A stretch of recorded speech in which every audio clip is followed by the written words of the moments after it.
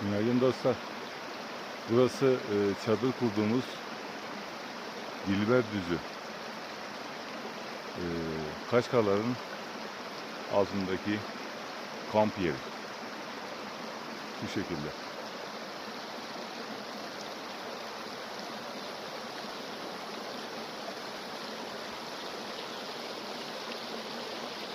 Evet, akşam çadırımızı burada kurduk. İyiydi, güzeldi.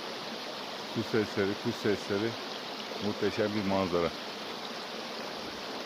Haydi bakalım, görüşürüz.